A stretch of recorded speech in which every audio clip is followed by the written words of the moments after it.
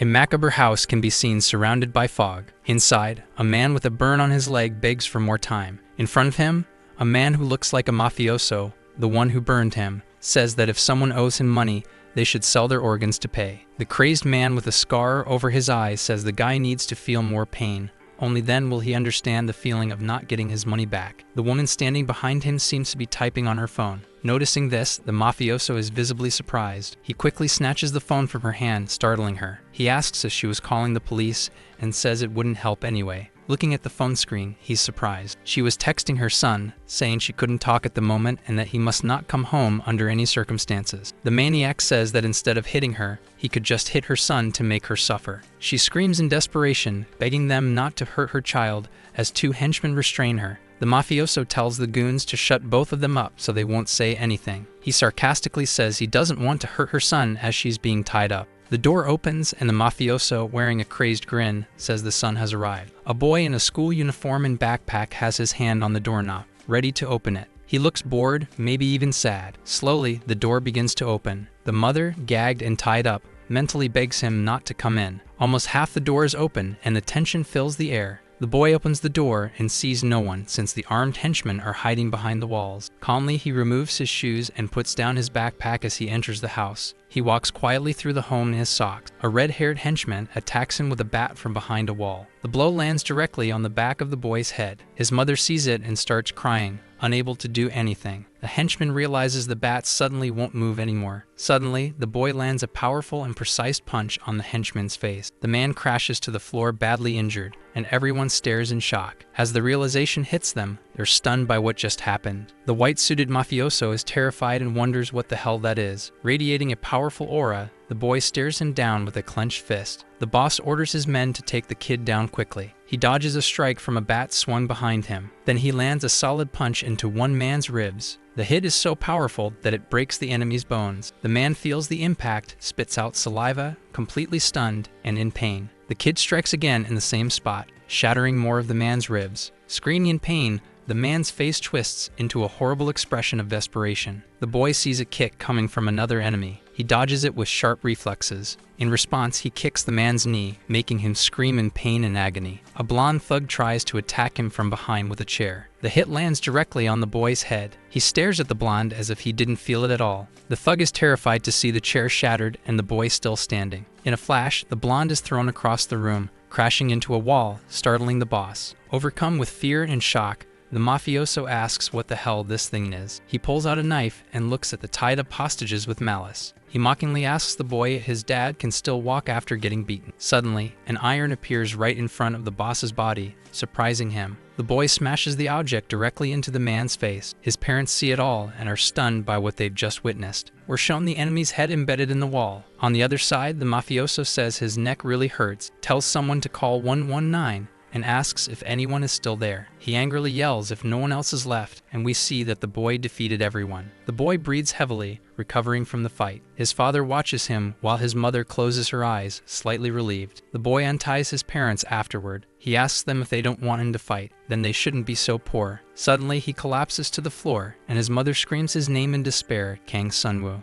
While later, we see a large building. It's a hospital. Inside, there are several people screaming and groaning in pain in the rooms, along with the doctors there. A well-dressed man in a suit and glasses is standing at the hospital reception. He asks a young woman why all that chaos is happening. The girl says a loan shark kidnapped a guy's parents, and he defeated 10 henchmen. That had been done by a high school student all by himself. Upon hearing that, the man is shocked by the situation. The loan shark tells his goons to finish him off immediately, but one of his subordinates says that Kang himself is the one paying the hospital. A blonde guy says that the black bear is coming and that the protagonist is done for. The man at the reception grows curious upon hearing the name Black Bear. He asks which room the high school student is in, and the receptionist says it's 202. Suddenly, he runs toward the room. While running, he says that if the black bear is in the area, he's a good candidate for a fighter, and this might help him verify the candidate. He stops in front of the room door. The man in the suit reads the name Kang on a little plaque and says that, unfortunately, he got involved with him. He looks through the small window in the door and says he feels sorry for that student. Inside the room, we see Kang and an extremely tall and muscular man, something that shouldn't be human given his abnormal physique. The black bear says he never thought they'd call him just for some random high school delinquent. He adds that Kang shouldn't blame him, but he also has debts to collect. Staring at him, the bear says the protagonist is quite an interesting guy, because even after seeing the monster in front of him, he doesn't seem scared. Kang removes the IV from his hand, preparing to fight. The monster says he has to show the kid what true fear is and raises his hand to attack. Kang quickly counters with a powerful punch to the face. The same man in the suit is still watching through the window and says the boy is very fast. The bald man easily brings down the protagonist with a single hand, stopping him cold. Kang feels the impact as he hits the floor hard. Still watching through the window, the man in the suit says that, as expected, the bear would win. The monster says that no matter how crazy Kang is, if he attacks him, he'll take him down, and adds that Kang is nothing special and will die just like that. With a shocked look, the bear questions how Kang is getting up. The protagonist says he talks too much for someone who is nothing. Furious, the man gets pissed off by the kid's mockery. He says that's exactly what makes finishing someone off so fun, and charges at the boy with a crazy grin. The man at the door questions if he's really going to kill the boy and says he needs to stop this now. Kang dodges the blow, leaving the bear surprised. He counters the punch with a clean kick to the bald guy's face. With a stunned look, the man watching can't seem to believe what just happened. The bald guy's face is deformed after the blow, and he falls to the ground. He says he's never even heard of the black bear being knocked down. But the man doesn't give in and gets back up in rage. Still observing, the man says that, as expected, there's no way someone known as the king of physique in the whole country would be taken down so easily. The muscular man asks Kang if he really thought he'd fall after taking a kick from a mere student. But the protagonist immediately lands a solid punch on him. From the door, the guy says none of this makes any sense. Kang throws another extremely powerful punch. The bear seems dazed after blows like those, but still, he grabs Kang with his large, strong arms and squeezes him. He says he'll have to use his best move against a high school student. Alarmed, the man who's been watching says that's the black bear's signature move, called the Bone Crusher, and that he has to stop this now. The monster crushes the boy against his body with full strength. He says, like a madman, that the protagonist is starting to look ridiculous. Finally taking action, the man in the suit enters the room and tells the bear to stop. But the muscle-bound man doesn't stop and squeezes the boy even harder, who's now in a tight spot. The guy who tried to stop everything is now terrified by the situation. Silence fills the room, and everyone remains frozen in incredible tension. Noticing something, the bear is surprised. He wonders if his senses went numb and confirms they didn't, that he used all of his strength. Kang moves and places his hand on Kang's shoulder, startling the man with the boy's presence. He asks how the protagonist is still moving and how his bones haven't broken. Furiously, he squeezes the boy's body with all his strength and says this time he'll go all out. Kang slowly begins to stand up from the blow, and the brute asks again why his bones haven't broken yet. The protagonist is actually getting ready to deliver a monstrous headbutt to the bald man's face. On the floor, the man asks if the boy reinforced his bones with metal or something else. Kang delivers another headbutt, probably even stronger than the last, crushing the man's face. The man's face becomes completely deformed after the brutal blows. With several insane headbutts, the boy continues tirelessly. The guy in the suit tells the boy to stop because the bear is already unconscious. He tells Kang to calm down for now. He also says that if the fight escalates, it'll be hard to clean up the mess. He makes a phone call and says that in room 202, Building B, a man has suffered a cranial injury from a car accident. Kang asks who he is and questions if he's with the criminals. Seriously, the man says that if that's how things are, he would like to propose some kind of partnership with the protagonist. Kang immediately asks what kind of bullshit the guy is talking about. Several people wearing strange outfits and carrying suspicious equipment enter the room. Everyone looks at the black bear's body lying on the ground. They ask the suited man if they should wrap this up. The man asks one of the people in strange clothes if they can assume the bear won't regain consciousness for now, and they say they'll begin. Kang just watches them work silently and questions what the hell is going on. He seems upset by the situation, clearly not understanding any of it. Handing a card to the boy, the man in the suit says the contact on it is someone who can give him what he's looking for. Kang takes the card and looks at it, still confused about the whole situation. The man says that all Kang has to do is fight for the one he serves, and on the card we see some kind of symbol with a syringe. Kang crushes the card and tells the man to go to hell, clearly pissed off by everything happening. He gets up and walks out, throws the card in the trash, and says he's not interested in making money by fighting. As he leaves, he wonders what kind of scam the guy was trying to pull on him. Watching him walk away, the man says the boy has good judgment, but that such a mindset could easily change at any moment. Later, in the bathroom, the protagonist washes his face after the intense fight. He says that even though his life is a mess, he still wants to fulfill his mother's dream, which is simply for him not to get into fights. A man in a brown coat, who must be the boy's father, opens the bathroom door and asks what he's doing there. Still by the door, the man asks where Kang thinks he's going in that condition. The boy asks what he means by that condition. Angrily, the boy asks who he thinks is responsible for that condition. He asks his father if he wasn't once a boxing champion and why he didn't do anything, how he ended up with massive debt. Kang, still furious, says the man's champion pride is so great for a local gym, and he doesn't even know why he was kicked off the national team. He ends his angry rant by saying that his father's worthless pride is more important than his mother's health, who is sick and weak. The man remains silent.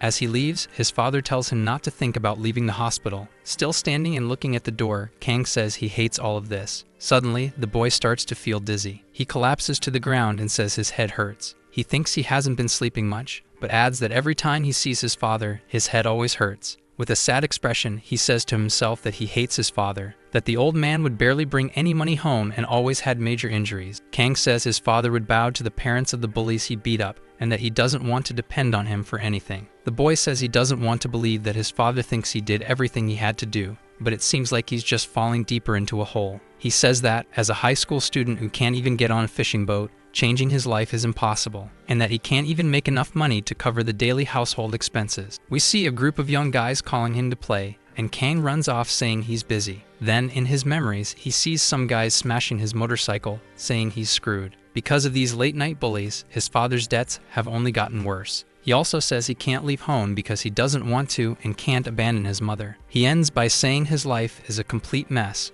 Next, we see Kang waking up on a stretcher wearing patient clothes. He wonders if he passed out again, and when they moved him to a different room. Picking up his phone, he wonders how long he's been there. He sees a message from his father and finds it strange. In the message, his father says the time has finally come to tell Kang everything that same night. The boy wonders what else the man has been hiding. After that, he looks for messages from his mother. He calls her, looking for news about his beloved family. When she answers, he asks the lady if everything is okay. The woman tells Kang not to go home because there are gangsters hiding there and it would be too dangerous, and the boy is surprised. The woman adds that he should stay where he is because she moved him to another room, changed his name, and because of that he'll be safe, and he asks where his mom is. She says she's hiding near a police station in a motel, and that he shouldn't worry about her and can't stay on the phone for long. The woman says Kang shouldn't move around for now and that she's hanging up now. The boy remains standing after the call ends. He gets mad at himself and says it's his fault for getting her involved with those guys. He runs out, saying he needs to meet up with his mother first. Suddenly, his phone starts ringing and he sees it's his father calling. Kang answers and greets the man,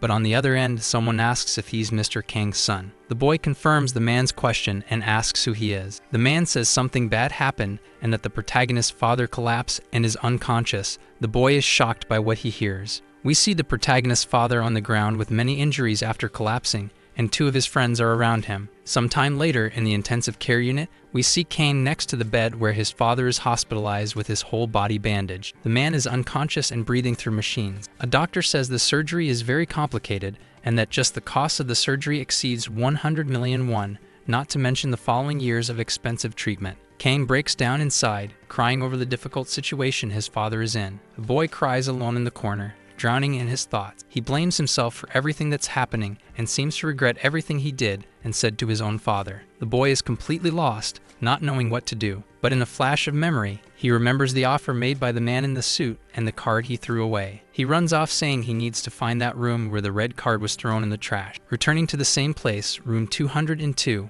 where he fought against the black bear. He opens the door after running hard to get there as fast as possible. He searches for the card on his knees in one last hope. Unfortunately, he doesn't find the card in that trash. The protagonist starts blaming himself again in immense despair. Crying, he apologizes to his father, saying there's nothing he can do. In deep sadness, he says it would have been better if he had just been finished off. In a last stroke of hope, the same man in the suit appears at the door and asks if Kang is looking for the card by any chance. He asks if, by any chance, the boy changed his mind. The protagonist quickly asks how much the guy can offer him in payment. The man says he'll earn at least 10 billion won, and Kang is shocked by the amount. The same man adds that even if he doesn't win, he'll still gain popularity and consequently a lot of money, and he asks if Kang will come with him. In a different room, both are sitting at a table facing each other. The man in the suit tells the protagonist to do it in his own time and not to rush signing the papers. Reading the paper, Kang finds the name Fighting Ward strange and asks what it is. The man says it's a fight tournament that takes place underground, and its fighters are monsters with very high physical abilities due to illegal drugs. The protagonist says he won't use that kind of forbidden drug called doping. After that, the man opens a suitcase filled with various vials containing different liquids. He says that it's not just any ordinary doping, and depending on the type, it can give a man on the brink of death supernatural strength. But he adds that, obviously, doping is optional and not mandatory. Kang asks who exactly the man standing in front of him is. The man apologizes for the delay in introducing himself and says his name is Kim Min-seok and that he works for a VIP client of the Fighting Ward. He says that what really matters right now isn't who he is, but the issue of doping. Kim says there hasn't been a single winner who won without using some form of doping. Kang says firmly that he already said he won't use it, and the man tells him to at least listen before fighting. In his thoughts, the protagonist is pissed, thinking that Kim clearly isn't listening to him. Kim explains how things work. If Kang enters the top 20 fighters, he can choose a sponsor. At that point, he can pick the VIP that Kim works for to sponsor him and go toward victory with their support. Something simple. Kang says he accepts and asks them to just give him the money already, since that's all he needs. Kim says that's a problem because he'll only get paid if he enters the tournament, and Kang is surprised. He asks if the guy is kidding and wants to know if he'll have to work with him. Kim tells him to calm down and asks if the money he needs is to keep his family safe and healthy. Kang is confused by that and asks who he is and what he's talking about. Kim says that as long as the protagonist fights for his boss, his family will be safe and his father's hospital bills will be paid, and they'll even keep the debt collectors away from all of them. The boy immediately asks how he's supposed to trust Kim out of nowhere. Suddenly, his mother calls, and he quickly answers. He asks if something happened to her, fearing the worst. She says she heard that Kang paid for his father's treatment and even sent bodyguards to protect him. Kang doesn't know what to say in that unexpected moment, and Kim says that a safe house is being prepared where his father can rest in peace. The man says there isn't much to be done since the protagonist doesn't have many options. Kang then tells his mother that the people who are there,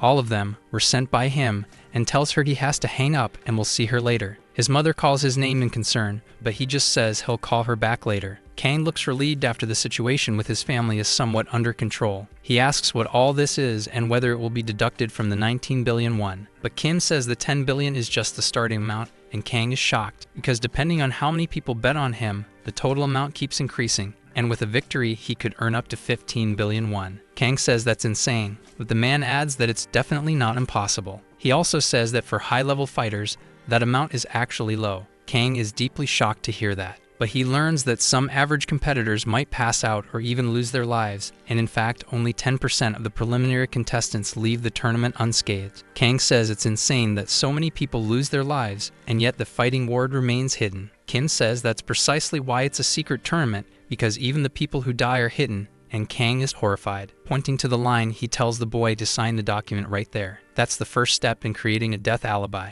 The protagonist is terrified when he hears about the alibi. Kim says the hospital sponsors the tournament because it's the best place for manufacturing death alibis. He says that by placing a camera in a specific spot and making a purchase in the person's name, there's no death they can't fake. The boy asks what happens if he reports this and what they do to him. Kim says it wouldn't be hard to say he's a lunatic on heavy meds, because who would believe something like that? He also tells him not to worry because he would be declared dead before even having a chance to report anything, and the boy says this is madness. Staring at him, Kim says this is the beauty of the hospital system. He repeats that this is a choice solely for the protagonist, Kang Seonwoo, and he asks if he's going to sign, with a convincing look on his face. He says some people take days to think of an answer to that question. Kang tells Kim to just keep his promise and sits down to sign the paper. The man suddenly puts on an extremely malicious smile as he watches Kang pick up the paper. Suddenly, a nurse approaches Kang from behind, and he questions her. But out of nowhere, she jabs a syringe into the protagonist's neck, leaving him confused. He pulls the needle out and angrily asks what's going on there. The effect kicks in quickly, making the boy faint. Kim apologizes and says it's just anesthesia to take him to the arena. He tells Kang to remember that his relatives will only be safe if he fights in the tournament. After some time, the young man starts waking up to a bright light and a silhouette in his eyes. He wonders if he's dead, because this is such a strange situation. He opens his eyes fully and sees a guy in strange clothes, mentally questioning what they're doing to him. Soon he hears several noises from people coming through a door. The boy is lying on a stretcher and asks the man where he is. The guy just tells him to stay quiet and keep moving because soon he'll find out what kind of place that is. He finishes by saying with a fearful look, that this place is hell. In a different building, we see two men talking. One of them is the vice leader of the Hosen group. His name is Cha Yunwoo. He asks Kim, who's there with him, if this really makes any sense. He's looking at a photo of Kang and asks if a young high school student is really their new representative because he managed to defeat the Black Bear. Kim replies yes and says even Vice President Hagnam laughed at the idea when he first heard it. A bit irritated, Yin asks why that is. Kim replies that he needs the vice president to underestimate them because of Kang, no matter how ridiculous that idea may seem. Yin questions if he's saying that with just this one student they could bring Hagnam down. Kim says they examined Kang's body after the Black Bear's move called Bone Crusher. He says the boy's physical condition is beyond what anyone can imagine. The vice leader immediately questions what he just said, sounding very surprised. Elsewhere, we see Kang waking up with the silhouette of a man kicking him in the face. He jolts awake, startled by what he's seeing. Then a man in a strange uniform points a gun at the guy in black, ordering him to back off. The guy says it was just a joke and backs away. Suddenly, a drone starts speaking, telling Kang to get up and says the registration is complete, and the protagonist asks what that is. He comes to his senses and wonders where he is and why he's wearing this uniform. The drone warns that the first random battle is about to begin, and Kang gets scared. The system says that the first match will be determined based on the suitability of 200 fighters who must proceed to the main battle arena. It adds that this is the doping test system, and that each fighter has received a random doping shot that will enhance their physical attributes, and that, at that moment, the VIPs are watching the fights and placing bets on the winners. Kang's opponent soon grabs his doping shot to use it, but the protagonist says he's broken promises before, like not fighting others, especially to his mom, but he won't break the one about not using those drugs. He then hears a scream behind him and gets startled. Looking back, he sees the opponent's doping syringe on the ground, surrounded by blood. Then he observes his opponent with an incredibly strong and altered appearance, completely out of control. With a terrifying face and an insanely intense purple aura, he says he received the power doping. Kang wonders what the hell he's seeing. In the blink of an eye, the opponent jumps and charges at him with a double kick. The protagonist quickly dodges, and the blow hits the wall hard, cracking and even breaking it. Kang questions what kind of monster he's looking at. The enemy's body structure now appears much larger, muscular, and bizarre. Noticing this, the boy wonders how those muscles appeared on the guy's body since they weren't there a moment ago. The camera drone is just hovering there, while the rich people watch the fight from behind. This device announces that the fighter Han Chae-il has successfully boosted his power. Han says he hit the jackpot by powering up with doping, and that his luck is the best. He also says he wants to get out of that place and crush the guys who used to mock him for being skinny. He suddenly jumps and charges at the protagonist. He says he's going to annihilate this little brat standing in front of him, referring to Kang. The protagonist, with a bit of mockery,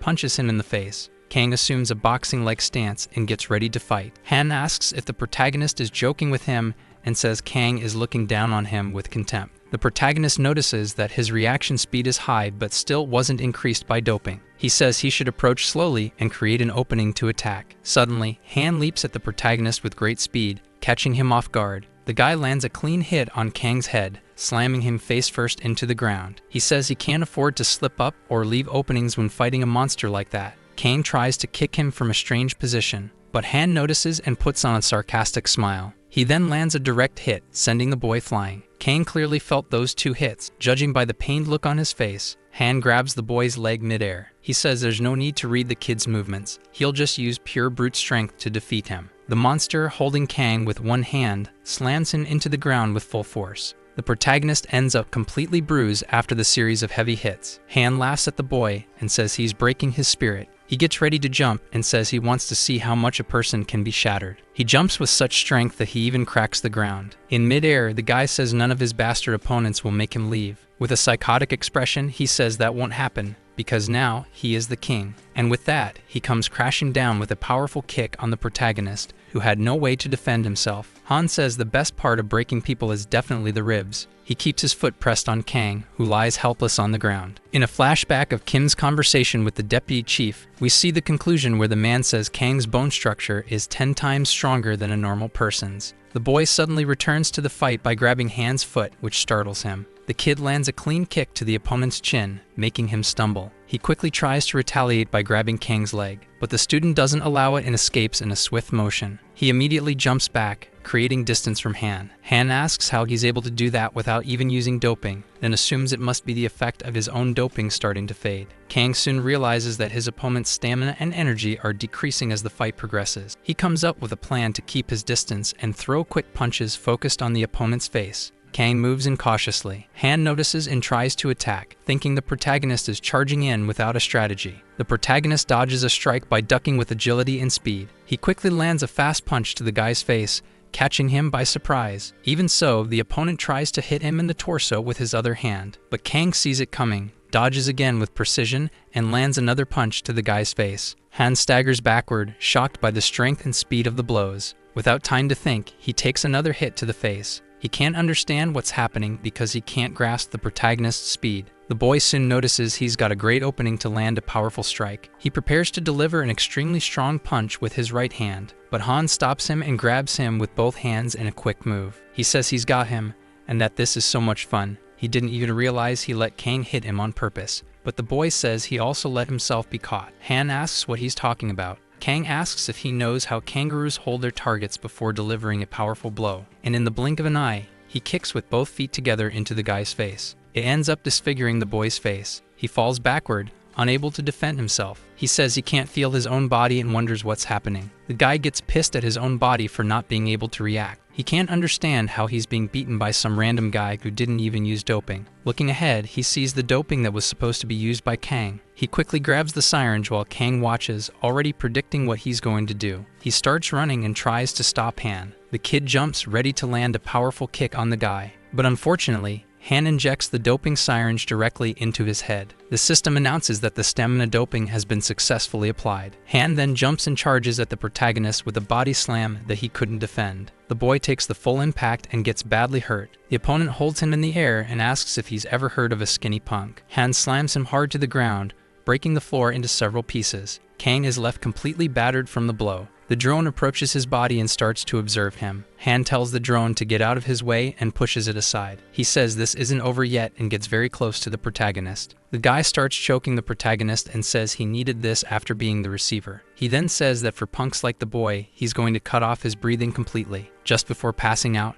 Kang remembers his father. The protagonist headbutts his opponent square in the face, leaving him stunned on the floor. The drone announces that the game is over for the player who lost the fight. Then we see Kim and the vice leader watching the end of the fight and questioning how Han was finished off. Kim says he actually died after injecting a large amount of doping into his body. He explains that the survival rate from mixing two dopings is at most 0.05%. From the moment Kang defeated Han with the power doping, and the guy injected the stamina doping directly into his own head, he was destined to lose that fight. The vice leader admits that Kim is lucky because the opponent basically signed his own defeat. The guy says maybe it's luck, but he doesn't think that's the right word for this situation, because Kang's body is very strange. The vice asks if it's not just because his bones don't break easily, knowing that this place is full of monsters with incredible abilities. Kim says that with the dopings they have, they can enhance muscles, organs, hormones, and other things. But there's something they can't enhance, which are the bones, and that definitely, there's something secretly special about Kang. The vice says it's clear that Kang is one of the ones who passed and will move on to the next round, and asks what the next step will be. Kim says that ever since he passed the doping test, he's been receiving urgent medical treatment, and after that, he'll meet the monsters who also survived and moved on to the next stage. People who might have acquired all kinds of powers in that place. In the fighting ward training room, we see Kang sitting on a machine. He looks a little confused about the situation. Kang is torn up, wondering if Han really died because of him. He says no, he just wanted to knock him out, and that otherwise, he would have been the one finished off by his opponent. But the boy remembers that he's the only one who can save his father and mother. The same drone from before returns in front of him and stops to observe. The device starts speaking, saying that participants who pass the round must head to the hall. A guy who's there says that if he follows the guide, it will clear all his doubts and Kang will be fine. He says all the drones are equipped with lethal weapons and that he shouldn't try anything reckless. Kang starts walking, following the guide through the hallways. He wonders what kind of place this is. He says it must be an underground location that, in any case, has no way out. He gets a little pissed because he wishes he had a chance to call his mom and check how she's doing. The guy remembers that Kim's last promise was that the protagonist's family would stay safe as long as he joined the fighting ward. He says the fights aren't what he imagined, and the people here are way too strong. Monsters. At least all the street thugs here are at that level, but the worst monsters will all be gathered in one place. The guide announces that the main hall door is now open. When the door opens, he enters and sees a bright flash. Several drones are in the air and begin to observe him. One of them says that all players are present in the main hall, and that the game will begin with 124 participants. With that, we see various different people of all sizes and styles in the same place, all capable fighters. The system says the opening summary will be short and that it will play on the monitor ahead. Kang looks at the guys and says they're all monsters. He adds that they're on a whole different level compared to the kid he fought in the first round. The young man says he shouldn't get into pointless fights and just wait for the official matches. A man next to him calls out and asks how he ended up there, then asks if he doesn't want to have a little fight with him. Kang says he should have taken off his school uniform and hopes the summary starts soon. Some guys say they heard Kang won his fight because his opponent overdosed, and a man says then he must not be using any doping at all. They say that judging by his uniform, the rich people watching Fighting Ward must be having fun betting on him, expecting a pathetic show. One guy says maybe they should have a little fun with the kid. One of the men tells him to keep his head down, walk quietly, look to the sides, and not make eye contact. Kang ignores it and keeps walking but is called out by someone else. A tall man says he has a few questions for the boy before everything begins, and the kid gets pissed because he doesn't want trouble. The man says that if Kang doesn't answer, he'll take him down. The boy realizes that to survive among maniacs, he also has to be a crazy guy. Both quickly attack each other, but suddenly, someone interrupts them by sticking his arm out in front. The tall guy asks what that's about. We see that the man who stopped them is wearing glasses and has brown hair, apparently in his 30s. The darker-skinned guy grabs his arm in a threatening tone. With an evil smile, he asks what the guy's going to do now. They both start emanating a powerful aura, and the man with glasses says that Kang is just a student. He quickly pulls his arm out of the guy's grip, surprising him a bit. He asks if the Four Eyes is really going to fight him, just over some random little kid. Kang says he's not going to do anything, but he can't keep putting up with the insults. The guy keeps asking if he really wants to die for a mere student. Kang gets ready to attack and says he couldn't just stand still anymore, but he suddenly gets scared by something. We see that one of the drones has eliminated the dark-skinned guy. The system announces that the summary is about to begin and that anyone who causes damage outside the designated fight schedule will be executed immediately by one of the drones present. Kang is shocked at how easily they kill people without even warning and wonders how they expect him to survive in a place like this. The summary begins, and a bean congratulates those who managed to survive. The figure says the doping test round is complete, but it was just a casual event, and as they continue surviving, there will be fewer eliminations. But for now, losing any round results in elimination from Fighting Ward. And by elimination, he says it means being rendered incapable of fighting in any situation. He also says the main reason most of them are there is the prize of 10 billion won that will be awarded. Upon hearing this, everyone starts cheering excitedly about the money. Kang says that with all that money, his family could finally start living like normal, decent people. The man adds that unfortunately, only one person will be able to win the prize, but they shouldn't be disappointed, because if they reach the top 16, they'll receive 5% of the amount bet on them by the VIPs. The guys get excited about the idea of winning that money. Each player will have the right to a camera recording them so they can introduce themselves. The VIPs will watch each player's channel and place their bets based on the people. In short, the more attention the players get from the VIPs, the more money they'll earn. For now, they should try to keep the VIPs on their side and make sure they'll have a good amount of money at the end of it all. Now, rooms have been arranged for the participants to stay in after their fights, and for now, they're free to choose whichever rooms they want. Some questions will be asked by the people who are watching the fighters. Some guys say that to attract the attention of the VIPs, they need to show strength and that they should enter the same room as Kang. The young man says finding a decent room will be difficult, but the same guy with glasses who saved him tells him not to worry, because he won't let anything happen to the boy before the official matches begin. Kang feels a bit suspicious but still accepts the man's partnership. Then he sees someone walk by and watches them, thinking they look strangely familiar. The guy says they should keep looking for a room to stay in. Kang suspects the man's behavior because he was insulted because of the kid and now wants to look for a room together with him. He says he doesn't know his motivation but doesn't want to trust him 100% because everyone there is dangerous. The guy asks what he's still doing just standing there. The same two guys from before say that room already has a group formed and that they want to go to the same place as Kang. They say it's better to go to a nearby room since the guy seems like one of the main members the VIPs will be interested in. But maybe being in the same room is dangerous, so being nearby would be good because they might show up on a popular channel among the rich. That's because guys with big muscular bodies attract the rich gamblers. In another room, we see three tall and very muscular men together. Suddenly, a simple-looking guy with blonde hair and a jacket walks into the room. He closes the door and stays inside. He says it looks like a good room, and the guys are surprised by that statement. The men there stand up in a threatening tone, and the guy simply asks if they can get out of his way. One of them says the camera isn't even there, and still he had the guts to shut the door. Attacking the blonde guy, he says he's asking to be killed. The man just uses 2 fingers to counterattack. He dodges and lands a clean hit on the dark-skinned man's jaw, who is defeated easily by it. The other 2 guys in the room are shocked by what they just saw. The blonde guy asks if anyone else wants to greet him. Both men hesitate and look scared. The guy says it's better they stay quiet just as they are. He says the person he wants to greet is someone else,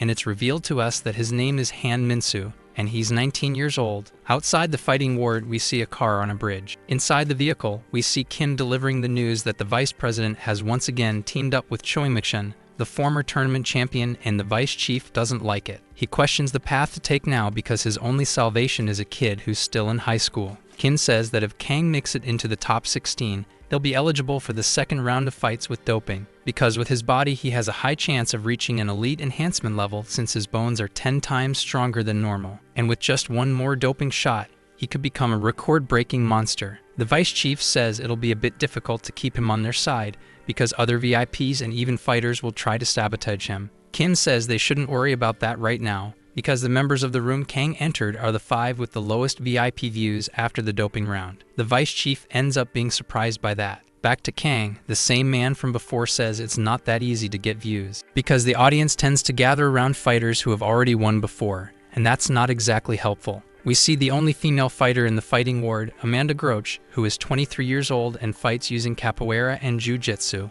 but her chances of winning are low. We also see the smallest fighter in the competition, Kim Minho, who is 25 and a boxer. And the last one with them is a very strange guy named Minon, who is 28. Minon is lying on the ground saying someone should help him while he tries to lick his own elbow. Suddenly, 5 drones enter the room. The 4-eyed guy says the drones have started recording. They need to attract the VIP's attention in that room to make money. He starts flexing his muscular arm. Then he jumps and begins doing push-ups using only his fingers, with his body elevated. He keeps going while counting 1, 2. Kang isn't really sure what to do in that situation. He quickly looks over at Amanda. She gets ready and points a finger at the floor. She presses her finger into the ground with a lot of force, and Kang is impressed. Then she starts to get into a rather strange position. Soon she's in the same position as the 4-eyed guy, but with only 1 finger on the ground. The boy is surprised because she can lift her own body weight with 1 finger and no preparation. Both of them stay there doing push-ups in an impressive display. Minho then says that just showing off strength is for idiots, and then gets ready. He quickly jumps with an absurd burst of speed. Kang wonders how someone could be that fast. Minon keeps trying to lick his own elbow while saying confusing things. Kang watches the weirdness of everyone around him. He wonders what the hell that is because it's totally crazy,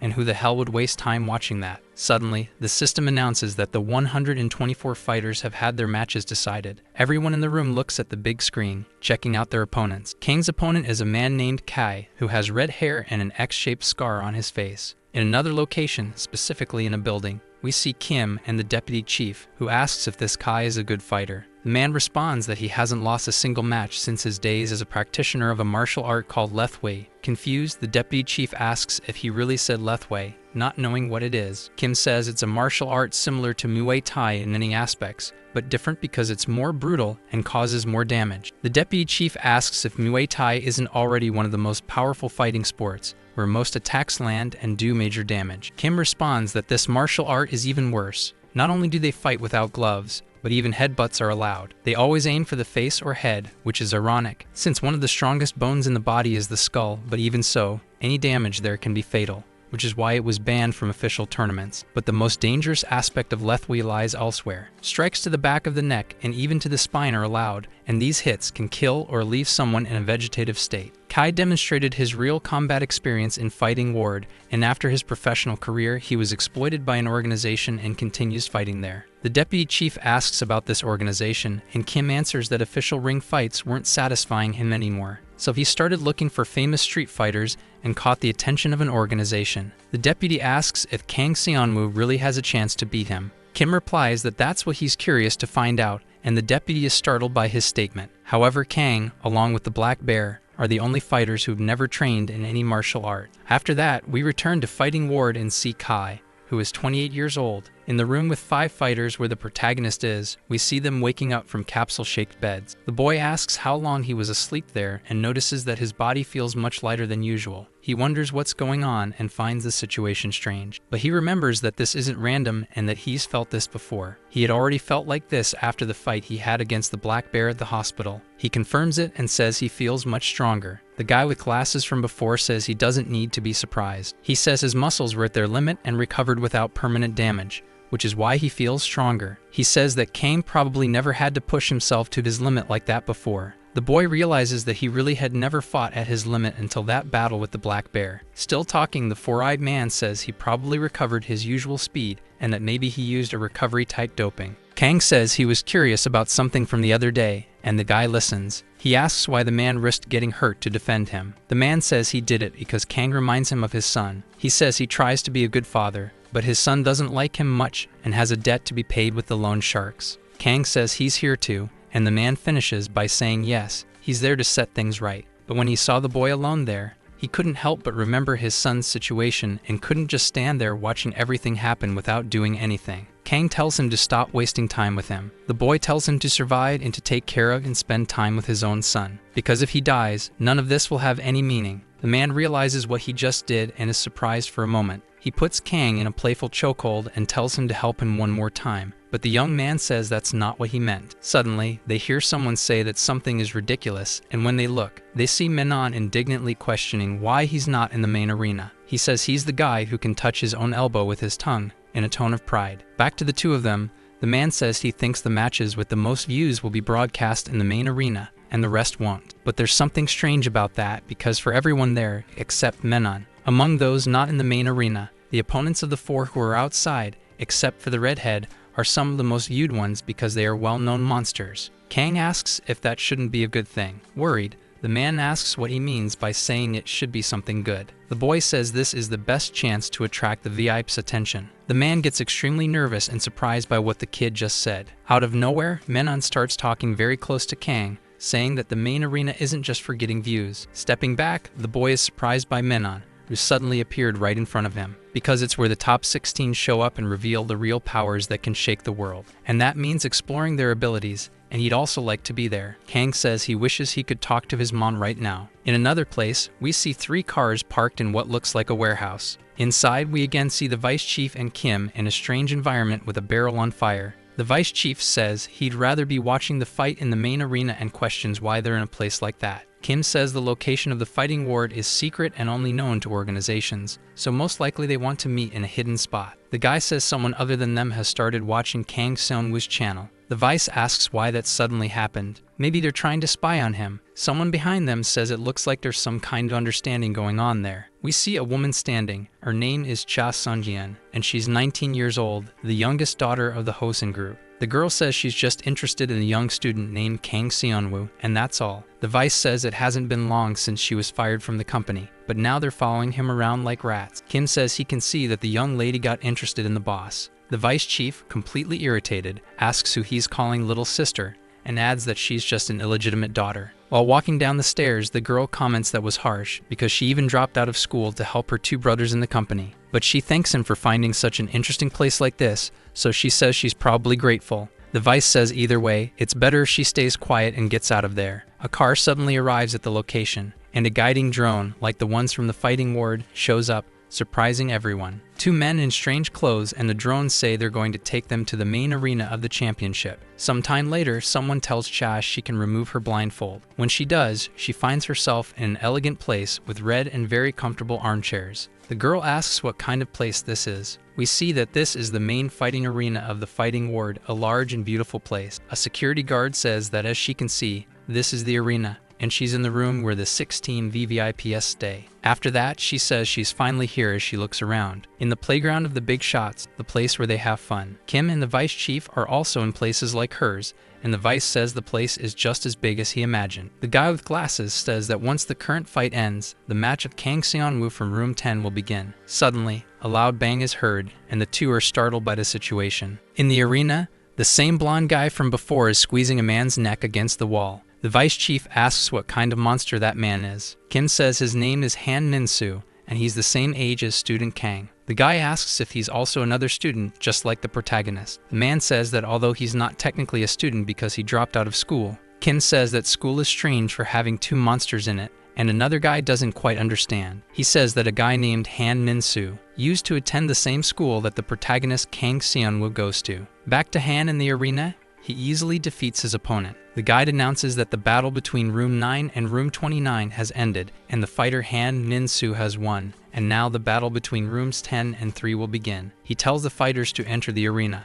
The protagonist and his roommates enter the area together. Startled, the man from before says that the arena's scale is completely different from the previous one. The system announces that fighter Kim Min-hoo must prepare to enter the arena. He gets ready and waits for his fight with a bit of disdain. The guide says that competitors who have finished their matches should leave the area. Han calmly walks toward the door behind Min-ho. Kang and the other guy are talking, saying that Min-ho doesn't really seem confident. Suddenly, a rock hits the wall next to Kang, surprising him. He asks where the hell that rock came from. Min-ho glances sideways at them while maintaining his lazy expression. He says he definitely saw what just happened. He explains that Han was moving casually, and while tilting his head, he threw a rock in Kang Seon-woo's direction. Min says the guy is insane and his speed is off the charts, something that can't even be reported. As he passes by Min, Han calls him out. He asks if the student on his team doesn't seem a bit arrogant, referring to the protagonist. The young man says he doesn't know what he's talking about. Han asks what the hell the kid is talking about, and the boy doesn't really understand the situation. Staring at him, the blonde man says there's nothing else to be done. Quickly, the young man takes a fighting stance and steps away from him. Kang and his team in the stands are confused by what's going on because it was so sudden. Amanda says it wasn't sudden at all,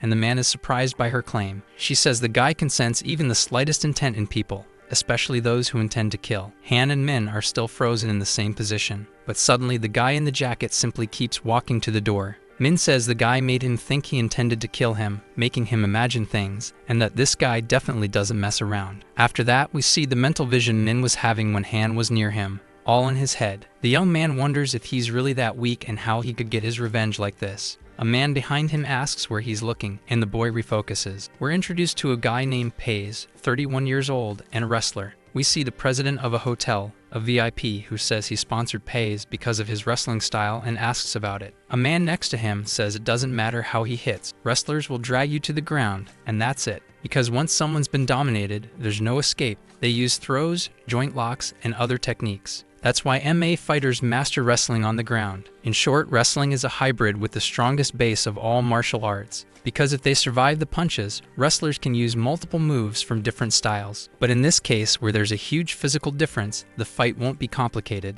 The guide says the fighters are ready and that the fight between Kim Min-jo and Pays can begin now. Min takes a fighting stance as he waits for Pays' moves. Pays asks if he's a boxer, and judging by his hand, he's never fought without gloves before, and that it's pretty sad the kid's first opponent had to be him. Then he charges forward, but Min counters with a strong punch to the face. The guy is scared and screams in pain with one of his eyes badly injured from the blow. He keeps screaming in fear, probably now blind in his left eye. Min mocks him, asking who he was calling weak. Pays thinks about what to do and tells himself he needs to grab Min quickly since he only has one eye left and now his vision is terrible. He's extremely worried that he can't see. Pays says Min's speed is extremely high, especially on the side where he can't see. The young man lands another powerful punch to Pays' face with his left hand. Right after, he follows up with a right. His strikes are extremely strong. Pays tries to react by grabbing him and calling him a bastard. The young man quickly dodges the grab with unbelievable speed. After dodging, he delivers several strikes all over his opponent's body. Pays realizes that he's also losing vision in his other eye. He can only see a blur of Min punching him hard. In the stands, a guy wonders if the boy is going to finish it right then and there. Amanda says no, and the other two are surprised. She says Pays is starting to block the attacks, and that's true. He seems to be getting used to the young man's movements. Min suddenly senses something and becomes alarmed. In a split second, Pays almost manages to grab him,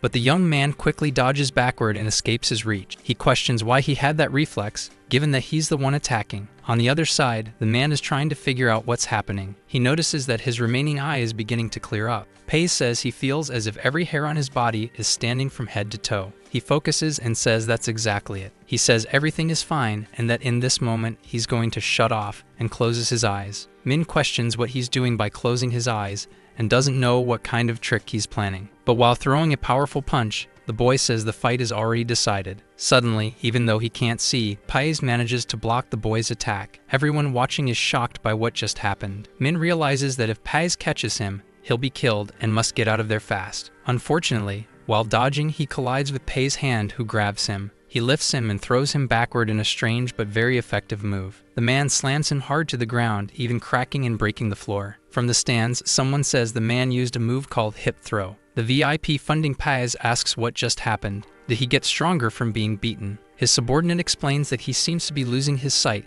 and gaining a sensory awakening. On the ground, Min looks badly hurt after the throw. Paez says he should thank Min for making him lose an eye, because it allowed him to awaken his true power. Suddenly, he gets hit by a very strong right hook to the face. The boy landed it clean, he wasn't defeated, and the blow struck the man's other eye. He falls backward, screaming in pain and unable to see. The VIP states that even with sensory vision, he can't see without at least one eye. Paez is on the ground screaming in pain. Watching, the man says that Min is very good and held up well even after being attacked. He doesn't know what's happening but thinks it's going well. The subordinate says this can't be reversed because the young man isn't fully conscious right now. Surprised, the VIP asks if the boy really landed that punch while unconscious. We see the boy on the ground with his fist raised, not moving. Amanda says it's best if he regains consciousness soon, before Paez can find Min on the ground, even blind. We see the blinded man still standing, feeling the effects of not being able to see. He gets angry and says now he really can't see anything, but he apparently has a kind of sensory vision and can perceive where things are around him. He asks what this is. Now Paez can feel the ground, even the grains of sand. He can hear his opponent's heartbeat, things that seemed impossible. He can even feel the difference in air pressure on his body. On top of that, he has the sensation of seeing even with his back. The guy is euphoric about it. He treats it like a kind of natural doping and feels great. He laughs like a madman and says he was disappointed not to get a power doping, but now that he's gained this natural doping, he'll be constantly improving. Paez says he's grateful to the little bastard for doing this to him, and that now he'll let him rest for eternity. He quickly jumps forward in an attack. Min is unconscious on the ground. In his mind, he says his body won't obey his will. He remembers someone lying dead on the ground, and says he will definitely find the man who did this. The boy remembers a man saying that if he wants to find the one who finished off his brother, he should call him, and handed him a card from the fighting ward. In his subconscious, he calls out for help from his brother. Back in the real world, Pace is above him, almost landing an elbow strike. He falls with extreme speed and full force. Min regains consciousness and wonders why everything is moving so slowly, but he quickly realizes it's not the world that's slow, it's that his speed is incredibly amazing. Right after the impact hits the ground, Min had already dodged the attack with incredible speed. Everyone is surprised and starts wondering what just happened. Paez asks how the hell he managed to escape. The young man thanks him for awakening sensations he hadn't felt in a long time, and now that he's rested, he's back at the top. Frustrated, the man realizes the kid isn't messing around. He's even faster than before. Returning to his fighting stance, Min says he wants to see how far Paez can keep up with him. And with both ready, the boy says that stage 1 is about to begin. Paez gets ready and says the kid is coming. In a quick movement, Min dashes right up to the man and attacks, but Paez manages to block the hit. That surprises the boy because that shouldn't have been possible. He throws another punch, which is incredibly blocked again. The boy says he'll now move to the next level and continues attacking, but the man beautifully dodges the attack. He tries to grab the boy, who notices it. Min quickly dodges, stepping back. The kid wonders how the man can keep up with him in a fight. Paez is ecstatic and says he can feel everything from tiny movements to heartbeats. And now to him, there are no blind spots. Min says that just regular speed won't cut it, and that he has to take a risk. He presses down with his legs and says he needs to reach his maximum speed to make any impact. He launches forward with incredible force toward his opponent. As he attacks, the boy says he'll use his best technique, called light straight. Suddenly, he feels a chill and something strange. He's hit square in the face by Paez, who grabs his other arm. The boy crashes to the ground, badly hurt. Slightly surprised, Paez questions something. Why did he fall from just that one blow to the middle of his face? But Min gets up with all his strength. He wonders how he's okay after being hit in the throat and thinks maybe he's unconscious again. Paez says that if he had continued attacking, he would have lost, but by falling, Min saved his own life. From the stands, the guy says Min's speed isn't enough to win, and he seems to be feeling the hits more. But the man gets a bit scared when he sees something in the arena. Min was moving so fast it looked like he was in 3 places at once. The man says he's not using any doping, just his footwork, and wonders if he's doing that so he can use the speed drug later. Min keeps projecting his image with his extreme speed. The guy wonders what he's trying to do in a situation like that. The young man attacks with a right punch. Back to the guy, he says not to do it or he'll die. But to everyone's surprise, he lands the punch directly on his opponent's face. Paez tries to grab him in a counterattack but fails as the boy dodges. The man is extremely surprised by what he's seeing. Min is circling his enemy with his insane speed. Paez can't do anything because he has no way to hit the boy, but unfortunately, Min is getting more and more exhausted. The man says he shouldn't be doing that because he doesn't have the stamina to keep up, and if he burns out, he won't be able to attack. Suddenly, a punch lands cleanly on the man's face. Back in the stands, the guy is terrified and wonders if he's going to do it again. But Min keeps up his insane speed and continues delivering several powerful, fast punches to his opponent. Incredibly, the boy keeps up the momentum. The man says the attacks are actually working and wonders why he keeps using feints. Amanda says it's because all those feints are part of the boy's attacks. The young man continues delivering incredible, strong punches. She says his opponent lost his vision, so he'll unconsciously ignore feints and direct blows wouldn't work. So now he intends to pretend to do something to trick his opponent, the man suggests. Amanda says no, it's beyond that, because Kim Min-ho can deceive multiple senses. She explains that with sensory doping it's easy to perceive movements, but even so, it still requires training. By feinting at Min's level, a person's mind falls into complete chaos. The boy is slowly creating a mental breakdown. The girl says she didn't expect him to realize so quickly how well his opponent could read him. Beyond that, she adds that young Kim Min-ho scares her quite a bit. The boy keeps moving fluidly and throwing punches aimed at his opponent's face. From the VIP room, a man asks if Paez is really going to lose to a guy like that kid. His subordinate tells him to calm down,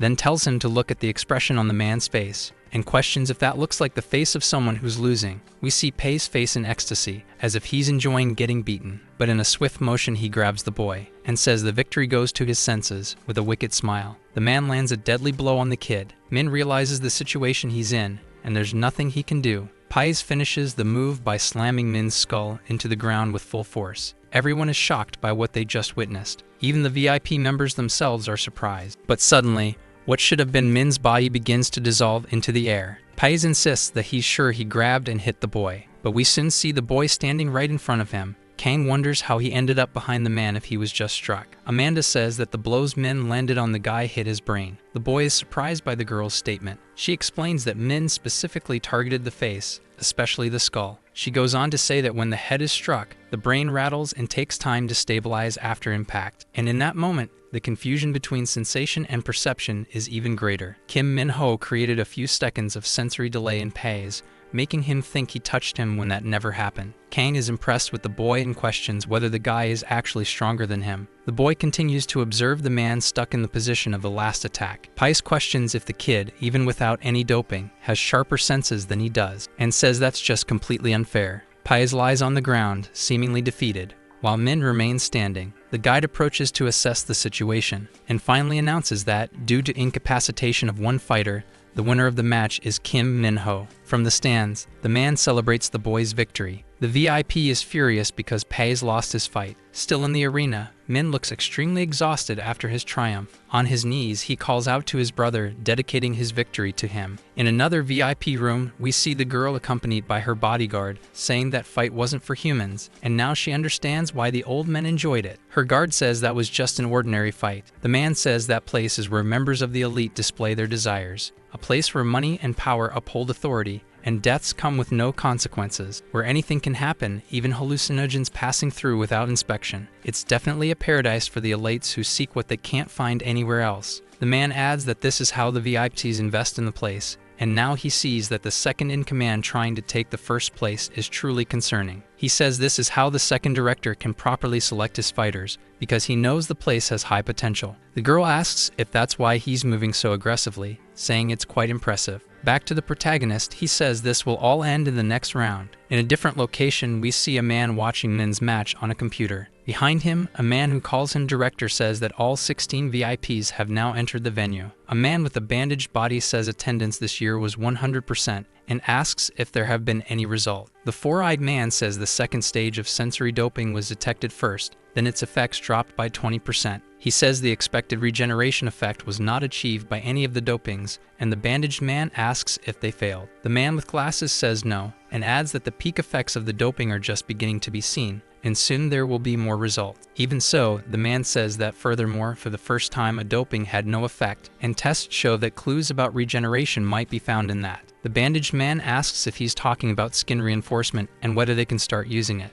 The man answers firmly that soon they will, because the one who's stepping into the arena for the next fight is Kai, a strong man with insane red hair, standing in a badass pose, cutting back to Kang and his companion before the fight begins. They're chatting, and the old man says that if it looks too tough, Kang should just give up. The protagonist says that won't happen, and it shouldn't either. The man asks how the young guy can be so calm without showing even a hint of nervousness. Kang simply says he doesn't feel anything like that, which leaves the man impressed. A guide drone approaches them. It quickly calls Kang Sunwoo and announces that he's up next to fight. He walks calmly toward the designated door. In his thoughts, he says that ever since this started, he lost the ability to feel fear. He says that for a long time, he witnessed many accidents happening to him, and in those situations where he thought he'd die, he'd always find a peculiar way to survive, first crying in shock. But over the years, he became numb. Especially in dangerous situations, the kid doesn't show anything. He says bullies tried to scare and mock him, but he never felt fear or anything at all. And even when they'd beat him up, he wouldn't even change his expression. Eventually, the bullies started to fear him instead of chasing him, and now fighting is the only thing he can do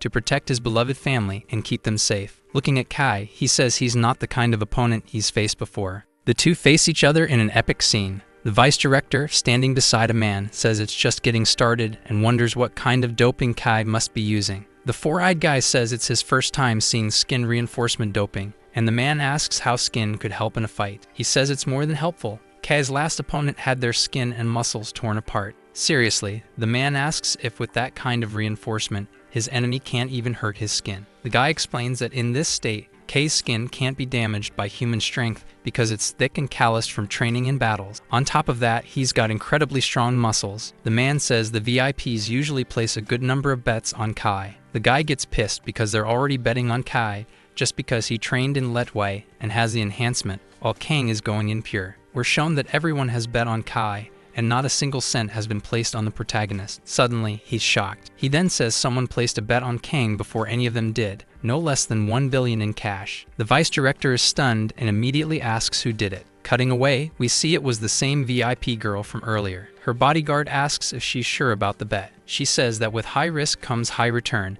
and she's following her intuition that the only way to break into the Puros is by taking big risks. She says she wants to see whether this will be a wasted high risk or a massive return. Kang and Kai are standing face to face in the center of the arena. The drone observing them moves. It then announces that the battle between Kang Sunwoo and Kai has begun. The boy quickly takes a combat stance and says he'll win no matter what, but he notices Kai is standing still in the same position. The boy says the man didn't even bother to prepare for the fight. He calls out to Kai, asking if he's going to fight or not. Kai responds that he's a warrior and doesn't hit weaklings. Kang gets a bit pissed at his opponent's answer. Kai walks calmly toward Kang and says he'll strike using only 10% of his power and that Kang shouldn't even think of getting up. He then lands a powerful kick to the boy's stomach, sending him flying with a sheer force. The vice director and Min are startled by Kai's power. Kang groans in pain, kneeling on the ground. The vice director wonders if it's all over with just one strike. From the stands, a man says maybe it's best to end the fight now. The blonde guy says he's not screaming because he's in pain. He says Kang probably felt the hit and that Kai won't attack him again because he only wanted to scare him. The man asks if Kai is really trying to spare Kang's life. Calmly, the boy says no, that he's just embarrassed, and the man is shocked to hear that. If he had to fight seriously against a high schooler like Kang,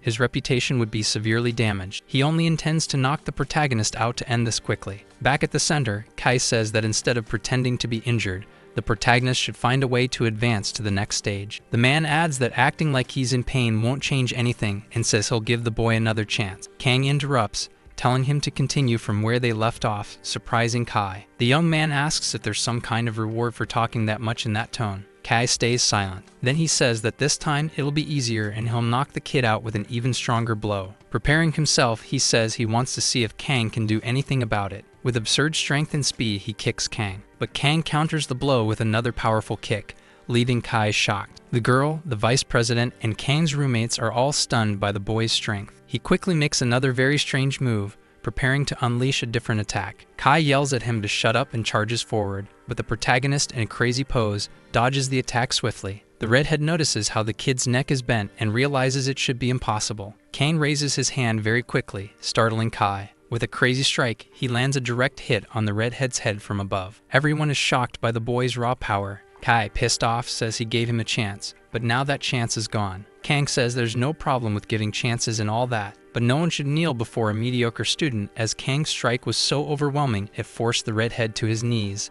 unable to stand. And he didn't even use his fist for that. That's how pathetic Kai is. After getting up, the redhead says if someone can convincingly fake being knocked out, what can he do but scare him in return? He places both hands on Kang's shoulders and says he has no choice but to act now. The desperate young man realizes he can't break free from Kai's grip. Kai prepares to headbutt Kang with monstrous force, saying it's a 50% power blow. The only reaction the boy manages is a simple shit. The man lands the headbutt directly on the boy, brutally smashing his face. He becomes dazed as he falls. The redhead questions why he's feeling so much pain and wonders if he's not controlling his strength properly. In a quick move, Kang reacts and kicks Kai in the face with both feet, jumping and sending him flying backward. Kai asks how the guy hasn't taken damage even after that headbutt. Kang lands back on the ground, regaining full awareness. He says he's regaining his vision after the hit. Like magic, the redhead appears in front of him, preparing to punch with force. The punch hits the boy's chest from below, tearing through his skin and clothes. Back in the stands, a man questions how that happened,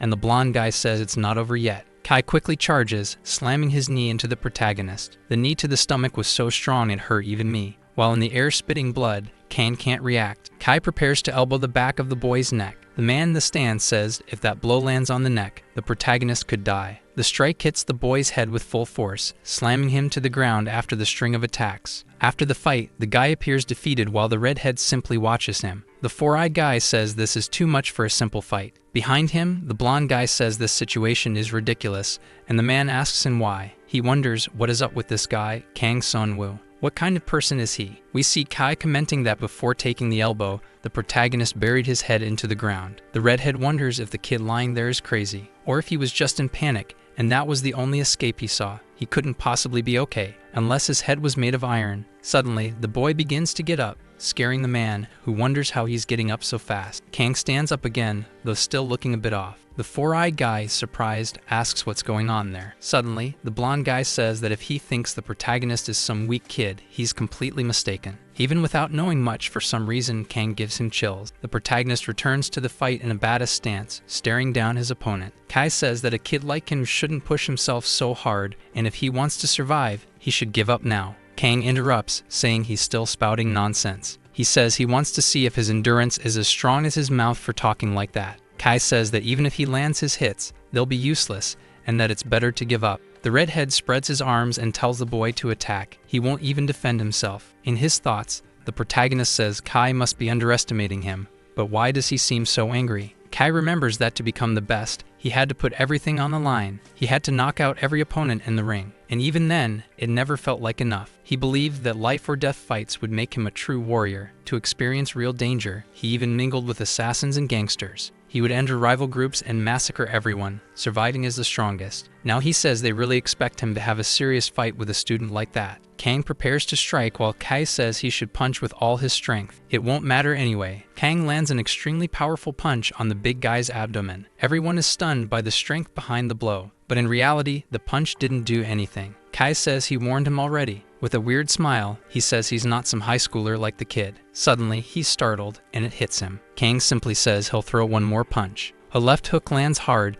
taking his opponent by surprise. The redhead questions what just happened, clearly not expecting that at all. Kang follows up with a powerful left kick to his opponent's head, but Kai, with his insane reflexes, blocks it. He quickly counters with a punch and asks what the kid thinks he's doing. In a desperate move, Kang says he urgently needs to dodge. The punch grazes his chest, but even that tears through his skin and clothes. Kang says he thought he had dodged it, and now needs to get more distance. He jumps back, getting far away from his opponent after taking the hit. Both stare each other down again in a tense atmosphere. Kai asks how many chances he has to give Kang before he gives up. The protagonist gives a slight smirk upon hearing that. The redhead asks if the kid is really laughing at the situation. Kang asks if he forgot what he told him before. He then rips off his shirt, revealing an insane, well-defined muscular body. The crowd in the stands is shocked at the sight of the boy's physique and wonders how he's that strong. Kang asks if he didn't say he wouldn't defend himself, and the man replies that yes, he said that. Kai says Kang isn't just some kid dragged into this as a sacrifice, but tells him to remember, this was his choice. His fist begins to emit a blue aura with crack-like patterns. Kang is ecstatic about the battle to come and cracks a smile. Kai releases a wild blue aura all over his body and finally says he's now in his 100% mode. The four-eyed guy asks what the protagonist is doing smiling in a situation like that. Has he gone insane? The woman says no, but that he's genuinely excited about the fight. The guy doesn't really understand why. Kang should have given up by now after seeing what a monster his opponent is. The girl says that's happening because it's probably the first time he's felt truly challenged by a strong opponent. The man asks who in their right mind would react like this in a life or death situation. The girl says she's been through that too, and we see a brief flashback. She used to fight strong guys who underestimated her just for being a girl, and then she'd see them get serious while fighting her. The girl says she'd feel her heart blazing and fulfilled in those moments. The four-eyed guy slightly misreads the vibe and tells her to calm down. It's not the right time to talk about that. Still seated, the blonde guy says he knows that emotion well too, because when he was young and weak, no one recognized him for anything, and the only time he ever felt truly alive was when he punched an opponent with his real strength, and saw that man's eyes acknowledge a kid like him. The four-eyed guy says the protagonist is, inevitably, a true fighter. Back in the center of the fight, we see Kang taking up his fighting stance once again. Both are staring each other down, and at any moment, an epic fight could begin. With a slight smirk, the protagonist says he'll make the first move. He immediately jumps forward toward Kay to attack. He throws a punch that the redhead blocks with his arm, causing a massive impact. From the stands, the guy says that blow made a huge sound, and with that kind of power, even Kai must be surprised. Kang gets a bit pissed and says his opponent's skin feels like concrete. With his right hand, Kay gets ready to punch and says he wants to see if the boy can defend against it. He lands a solid punch that Kang blocks with his forearm, but the impact still knocks him to the ground. Kang spits blood after taking such a powerful hit. The four-eyed guy says the impact shook the whole place, and that power can't even be compared. Kai finishes his blow, and the protagonist remains on the ground. Then he follows up with a brutal knee strike to the boy. The guy gets terrified, afraid of what might happen. But the redhead only hit the ground with his attack, because Kang dodged just in time with his incredible speed and reflexes. The man is stunned, unable to believe what he's seeing. Calmly, the blonde says no, he didn't dodge completely. His back is torn up too. Kang thinks that this sensation he's feeling is so strange, he realizes he's feeling a bit of fear. But he can't believe it's happening because of someone like Kai. The redhead says it's time the boy admits it, that Kai is the only opponent he can't and will never be able to defeat. Kang tells him not to be ridiculous because he's not the only one people treat like a monster. And whatever he can do, Kang can do too. He says this and tries to land an uppercut on the redhead. Kai dodges the strike as Kang crouches with his elbow heading for the ground, attempting another move during the drop. When it fails, he starts to worry about what comes next. With a wicked grin and a crazy look in his eyes, Kay says it's his turn to attack. The four-eyed guy quickly realizes the redhead is about to headbutt the kid again. Kang braces his legs and repeats that he can do anything Kai can. They clash head-to-head in a strike that must have hurt like hell. In that clash, Kai comes out on top. Kang ends up on his knees after the headbutt battle. He trembles on his knees, unable to do much. Kai says this fight is over. He says none of Kang's attacks show any real skill. He's just using brute force. On the ground, Kang laughs again, this time even more sadistically. The man is shocked and asks if the boy is really laughing. He says that if Kang won't end this himself, then he'll do it for him. Kai still watches him, but now with a bit of intrigue. Kang is emanating a different aura, something unseen before. The four-eyed guy asks what kind of atmosphere this is, saying even the boy's blood seems to be evaporating. Kang has a determined look on his face. He says he never used to get into fights because people always hated him and treated him like a monster. But now that he's in a place like this, he can finally be as crazy as he is, and he just can't stop this laughter from escaping. As Kai prepares to kick Kang on the ground, the boy says he can't hold back the urge to fight this guy. He quickly senses the incoming strike, and with a strange push-off, he jumps and dodges the kick, then grabs Kai's head and holds it tightly. Surprised, the redhead says he's too fast. There's no time to react. Kang then lands an incredibly powerful headbutt on Kai. The man becomes completely dazed after the hit. Still midair, the protagonist spins and moves behind the man, and kicks him with both feet in the back, slamming him face first into the ground. As Kai tries to get up, he says those movements aren't human, and in the blink of an eye, he already sees the boy's fist inches from his face. Kang lands a brutal punch squarely on the man, sending him crashing into the arena wall. But Kai grabs the protagonist's fist before it hits his face. Kang, however, uses that to his advantage, pulling him in to land another punch to the guy's gut, and immediately follows up with an even stronger blow that hits Kai's body and sends him flying, even cracking the ground around him. The redhead is completely lost after the blow. Kai Kai braces himself on the ground and stops sliding backward after taking the hit. Seriously, he asks what kind of doping Kang took, because that guy seems like he never gets tired. Kang already tries to throw another left punch, but it's blocked by Kai. Kai tries to counterattack the boy, but Kang easily appears behind him with his speed, and immediately lands a flurry of strikes all over Kai's body. Kai doesn't know what to do and says this is just insane. With no time to think, he takes another brutal hit to the face. He's getting completely wrecked by the protagonist. The guy is sent flying and crashes to the ground without reacting. Everyone in the stands is at least shocked by what's happening in the arena. Kai is on the ground, apparently completely defeated. We see his body covered in blood. The four-eyed guy asks if he actually died because of how much blood there is, but the woman says that blood isn't Kai's. It's from Kang Sun-woo's fists. He says it feels like he's intoxicated, as if every muscle in his body is tearing apart. Still, Kai slowly gets up to continue the fight. The VIP girl asks why the guy is getting up again. Her bodyguard replies that the doping he used gives his skin a kind of armor, so Kang's hits aren't landing with full effect. She asks how he's supposed to make Kai fall then. Exhausted, the redhead says he's never felt pain like this before, but judging by the fact that Kang can barely open his eyes, he must be close to his limit. Kai says he'll end this by breaking the kid's legs, but Kang reacts, and Kai is impressed he's still able to move, even with Kai's current speed. The protagonist attacks, but Kai blocks with his forearm. The punch slips along Kai's body, leaving Kang concerned. In a brief opening,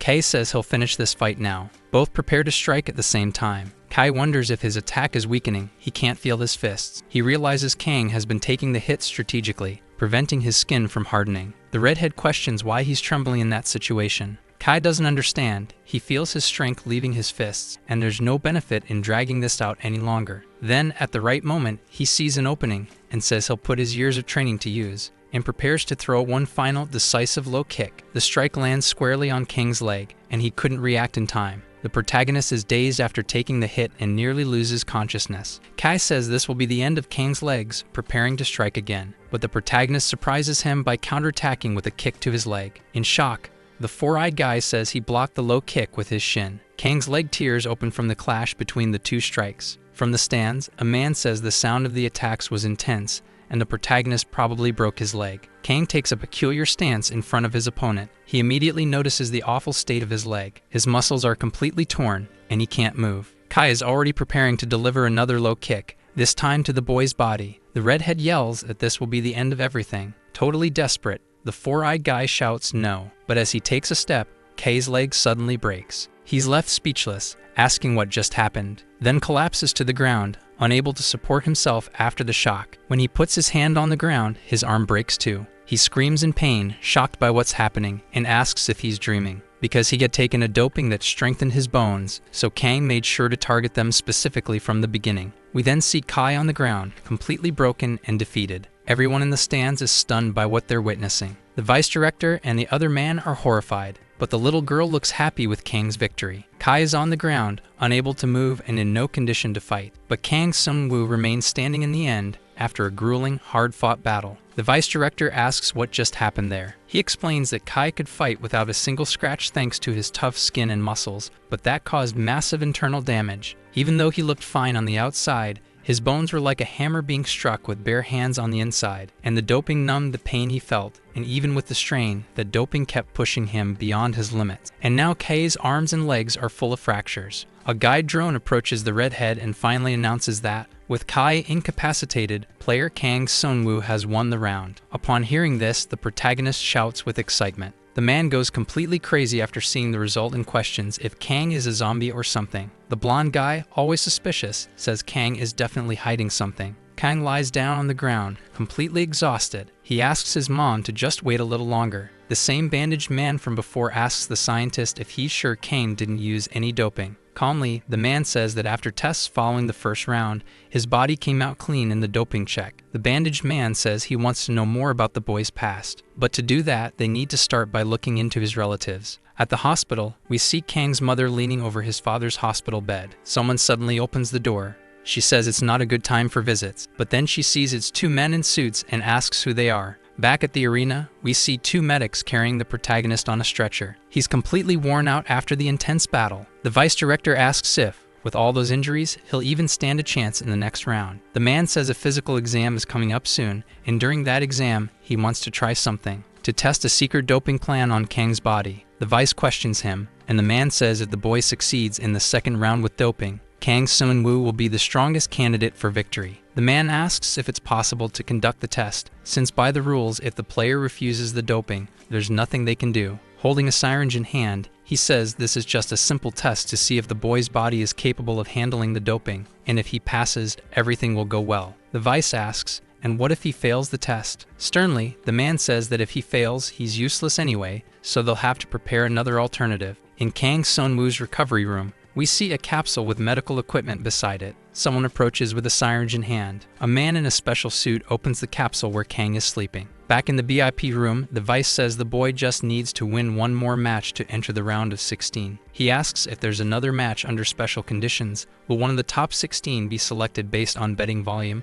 And the other man confirms it. The guy asks if he really thinks such a large amount of money will be bet on Kang, who's injured. The man asks if he didn't see for himself that the boy won 2 matches with no doping, and that no one before has ever won a match without using doping. The fact is, he reached the top 62 without doping, and on his own he'll attract a lot of attention from VIPs, and if he wins again, a lot of money will be placed on him. The man states that in the end, if he can't use doping, there's no way to win the championship, and it's time to ensure his safety. The guy says that Kang is fulfilled right now and will do whatever it takes, even dope himself, to save his parents. Seriously, the man says if the boy is physically incapable of using the doping, they'll discard him in the next match. Calmly, the man comments that in case of failure, they've already arranged immediate security and medical support for his parents. A little more reassured, the man says that even if not, Kang Seung-woo will hear news about his parents anyway. Kim says that soon a man will arrive with the protagonist's doping test results, and the other guy asks how a simple secretary from the fighting ward has all that power. Sternly, the man says he doesn't have that much authority and is risking his life by doing this. The vice asks why he's risking himself like this, and says it's definitely not for him.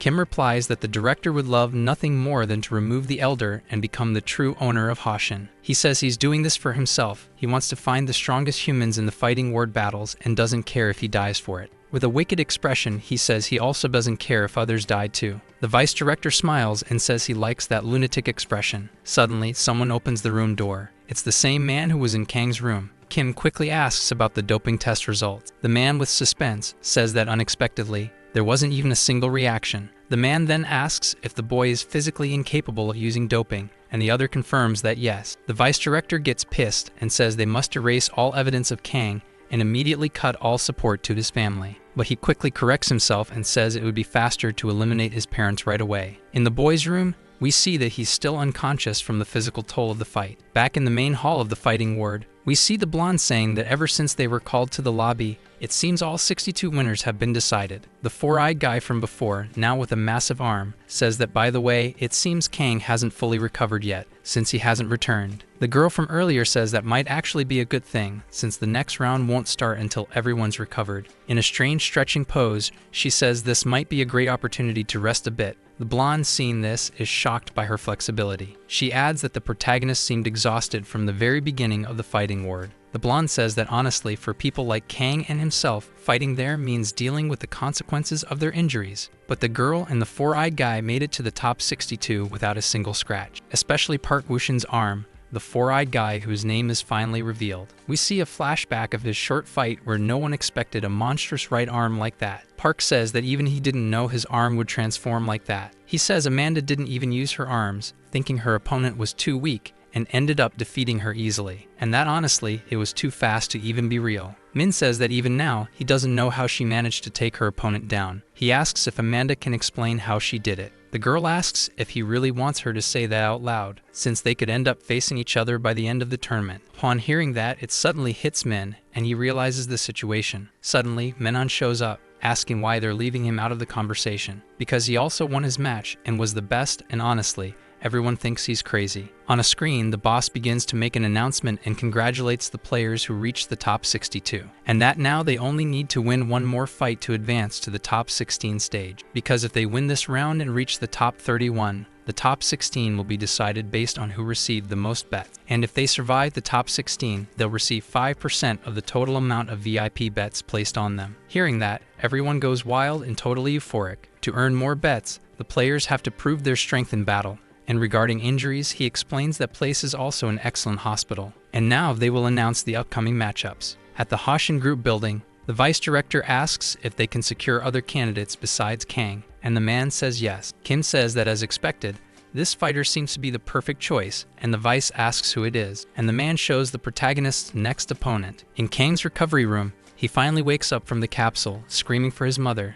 We see that his scars are healed. Kang says it wasn't a dream. He definitely heard something. He remembers the man reading a report that said if he didn't have any result with the doping, they should eliminate his parents. Desperate, he says he has to get out of there immediately. In the Fighting War Director's office, he asks if the guy there was the one who conducted the doping test on Kang Sun-woo. Reluctantly, he says yes, but that he found something unusual. The director asks what it was, and he explains that Kang's bone density is 10 times higher than normal. The director is extremely surprised and says that's insane. The guy says that's not all. He explains that his recovery speed is extremely fast, almost like regeneration. Utterly shocked, the director can't even speak. Maybe a simple student holds the key to discovering human regeneration. The director comments that he really is special and asks if they're ensuring his parents' safety. Somewhat hesitant, the scientist apologizes and the director questions him about it. The man explains that by the time they got there, someone had already taken action. Back in Kang's room, he's restless. He quickly gets up and says he has to escape now, or something will happen to his parents. He gets furious and realizes there's no opening to escape. Opening the door, he says he urgently needs to find a ventilation duct. When he opens it, he's surprised by who's standing in front of him. A girl says he looks much better now after all, and she introduces herself as Cha Sunjian, the same VIP from before. In a hurry, he asks her to get out of his way. She tells him he shouldn't go looking for his parents, which makes him question her. Cha explains that actually, she's the one with them. The boy is completely shocked when she says that. Back at the Hoshin Group building, in the office of the second daughter, Cha Sunjian, the vice director and Kim are present. The vice asks if someone already handled Kang's parents. What does he mean by that? Kim replies that they completely disappeared. It's likely the Fight Ward group acted first. The vice questions why the Fight Ward would do that, and the guy says they always deal with potential issues before they become real problems. The vice director says he got what he wanted without lifting a finger. He was worried he'd have to deal with it personally. He asks how contact with the next fighter is going. Kim says he shouldn't worry about that because Fight Ward VIPs requested it and gave him permission to change small details of the tournament. The vice director asks about the monstrous fighters, and Kim says the VIPs are eager to watch the fight. But visiting the fighting ward isn't a good idea since it's not safe, unless you're a VIP. Back with Kang and Cha, the protagonist asks what she did to his parents. She covers his mouth and says that if he wants to keep his parents safe, he needs to calm down and lower his voice. The girl explains that running away wouldn't help anything. He asks what the hell she's talking about. She says that, as he knows, her former employer, the second son, Cha Yanwoo, wants to erase any connection with him, so he ordered the elimination of his parents, and those lone sharks that Kang took down. They're hunting him too. She says she didn't even bring her security detail because she wanted to speak quietly, so he should listen carefully. She wants his parents to be safe too. Kang, visibly irritated, asks who she is and what she wants from him. She says she's Cha Sunjian, and the only thing she's looking for is the boy himself, Kang Sun-woo. The protagonist asks what she's talking about. The girl says she's one of the 16 VIPs and needs a trustworthy fighter. Upon hearing that, the boy is startled that she's a VIP. Cha says she may be new, but she's one of the owners of the Hoshin Group. She asks Kang if he'd believe her more if she told him she's the younger sister of the vice director. The girl says she was banned from Hoshin because of her idiot brother, but honestly, she was already planning to leave, and since her business is thriving, she truly doesn't care. However, she couldn't let two lunatics destroy her father's company. Kang asks what that has to do with taking his parents. The girl says it was because two idiots and herself were watching closely, especially that reckless second son. When she saw how hard Kang was fighting, she wanted to know more, so she met his parents. Smiling, she says Kang turned out to be much more valuable than she expected. There was no way she could let her idiot brother have the boy. She claims he has incredible genes, and that's all that matters, which leaves the protagonist a bit confused. The boy asks if she really just talked about his genes. Changing the subject, the girl says the search for Kang's parents hasn't stopped. The boy asks that if leaving that place is so dangerous, then what is he supposed to do? Seriously, she says there's only one right path for him to follow to keep his parents safe. He quickly asks what path that is. The girl immediately says that path is simple: victory. She says she's betting on a fighting ward champion and planning to make a deal to take down her two older brothers. She adds that especially the second son, he'll rot in prison and become useless, so he won't be a threat. As for the loan sharks, she has money. Kang asks what sense there is in making a deal in such a secret place like that. She says that in the fight ward, if someone breaks a fair deal, they're expelled under the rules of that place. Kang asks if she really wants to make a life or death deal with him there. She says she's not the only one who wants him there. Besides, the fighters who stay outside the top 16 are only fighting ward. They are immediately eliminated. He asks how he can be sure his parents are safe, since so far it's all just been words with no proof. The girl says that phones or any devices are not allowed in that place, so basically she can't show him absolutely anything. Suddenly her expression changes and she says that if someone has deep and secret communications with his parents, wouldn't that be enough reason to trust her, especially regarding their past when they reported things about his genes. He immediately asks what exactly they said. Suddenly the door opens. A guide drone starts entering the room. She tells him to remember that she's risking her life to protect his father and that he doesn't need to run away. The guide announces that it's time to leave that room. She says he doesn't need to mention any of this to anyone who questions him and that he should just win together with her. The boy feels a bit pressured after hearing that. We return to the room where Kang's group is gathered. There Park says their prize rankings have gone up quite a bit. Amanda is ranked 19, Park is 22, Kim is 28, Minon is 45, and incredibly Kang is 62, which surprises the four-eyed guy. Gin says it's probably because he's injured, so no one would bet on a guy who can't even fight. The door suddenly opens. The guide drone enters along with Kang, announcing that he has returned to room 10. Park quickly gets happy and says he looks much better than expected. He says the boy seems to have rested quite a lot during that time. Then he's surprised to see the anger on the boy's face. Kang asks how Park managed to win without even getting hurt. He says he absolutely has to reach the top 16 for his family. The boy begs him to say anything, that he'll do whatever it takes, and he shouts, begging Park to help him. The four-eyed guy is quite surprised by the boy. Then he asks if this is really impossible. Suddenly, Amanda says he needs to learn a special move. Kang asks her about it. She explains that without a special move, it's hard to keep up with the monsters in the fight ward. She then asks what the boy's specialty is, and he doesn't know how to answer. Park suggests that he use his shin to kick the opponent's calf, because not many people can do it as smoothly as he does,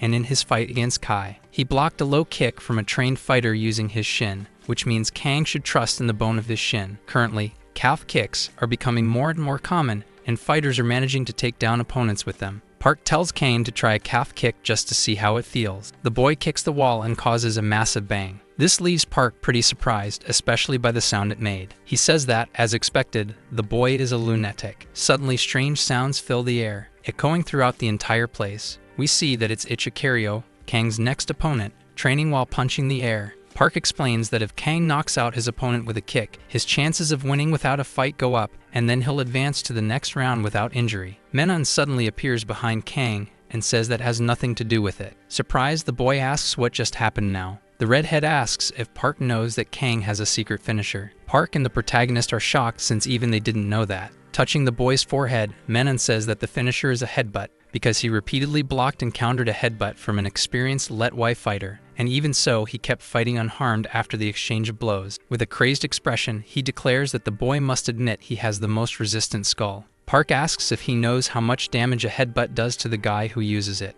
and if he tries to headbutt the monsters in the fighting ward, Kang won't fight anymore because he'll die from brain damage. Menon says that's a strange thing to say, and the guy is surprised, because everyone who enters that place is putting their lives at risk at every moment. That leaves the group a little shocked, because if they hesitate to give it their all against the top ranks of the fight ward, they will definitely be completely crushed and have a 100% chance of dying. Park truly realizes the crazy guy is right. Menon asks if he shouldn't be more worried about something else besides Kang at that moment. The redhead says he's talking about Park's next opponent. That's Han Min Soo, the blonde guy from the beginning of Fight Ward, who is extremely strong and was placed at rank 9. In the restricted zone of Fight Ward, we see the director looking somewhat disappointed. He says Han's bodily response to the dopings is concerning, and that bringing him there was definitely the right choice. The director says he's referring to the doctor's son, speaking to the scientist in the room. A bit downcast, the four-eyed man thanks the bandaged director. He bows, grateful for all the director's generosity. He thinks it was the right thing to do, while remembering something, because there was no other way. We see him arriving home and announcing this. He finds his son completely malnourished, without any body muscle, and in fact, his son is none other than Han Min-soo. The doctor was desperate because he was just a regular physician and had no way to help his son, who couldn't even stand up from the floor, and just when he thought it was all over, he received a strange message from the hospital. The man says he never expected to be sent to the crematory hospital. When he arrived, he said it was such an insane place it couldn't possibly be real. Several men inside tanks filled with water, a tube in their faces so they could breathe. In the place where the director had summoned him, there was a list with various doctors and factories, recognized names, but their reasons for doing this didn't matter. And the moment he saw the results of the doping tests being conducted in that place, he couldn't stop crying even for a second, while saying that maybe his son still had a chance. Then the director arrived and asked what he was doing there. The director invited him to participate in the research involving the doctor's son, and for a moment he lost his mind, shocked by the possibility. But there was no other way but to offer his son as a test subject for the lunatics. He began running home to get Han. Arriving home, he found his son trembling on top of a chair, a rope tied to the ceiling, ready to end his miserable life. But his father stopped him just in time. Both crying in a heartbreaking scene, Han begged his father to put an end to his suffering. There was nothing else he could do in that moment, and in the end, he chose to collaborate with Fight Ward. But he always questions if that was the right decision and if there really was no other way. And after that, his son became an extremely powerful monster. The guide drone says that Han can now enter the arena. The door then opens and he steps in. Park is already positioned in the center. He says the time has finally come, and it's revealed that he is a Krav Maga fighter. Han takes a fighting stance, specifically callous armness. The guide drone announces that the fight between Park and Han can now begin. With absurd speed, the blonde guy charges at the man, who can't react in time. He quickly pierces the man's shoulder with a fast strike. Park becomes concerned about his right arm. All of Park's teammates, including Kang, are completely shocked by the speed of the strike. Min says Park probably wasn't expecting piercing techniques in a match like that. Han realizes he can't pull away, because Park is gripping his fingers using his muscles. Then he gets Han's attention and asks if he thinks he's not standing a little too close.